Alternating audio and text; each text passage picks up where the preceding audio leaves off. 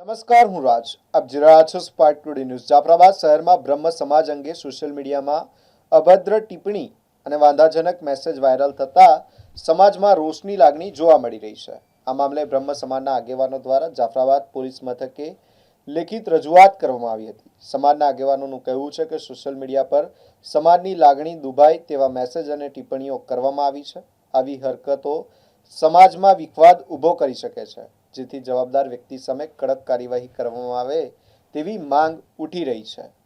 રજૂઆત દરમિયાન બ્રહ્મ સમાજના પ્રમુખ મહેશભાઈ રાજ્યગુરુ, જયેશભાઈ ઠાકર, નિરંવનભાઈ ઠાકર, કિરીટભાઈ જોશી, જિગ્નેશભાઈ જાની, હસમુખભાઈ ભટ્ટ સહિતના આગેવાનો ઉપસ્થિત રહ્યા હતા. સમાજના આગેવાનોએ પોલીસ તંત્રને વિનંતી કરી છે કે આવી ઘટના ફરી ન બને તે માટે જવાબદાર સામે કડક પગલાં લેવામાં આવે.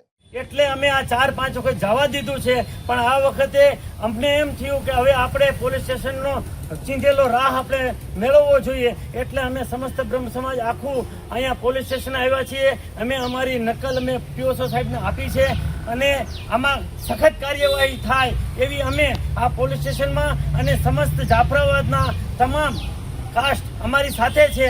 અત્યારે અમે બ્રહ્મ સમાજ આગળ આવ્યા છીએ અને જે કાંઈ આ ઇતર સમાજની અંદર એડમિનની જવાબદારી છે અને જે ભાઈ આ કૃત્ય કર્યું છે એમને આ સજા થવી જોઈએ.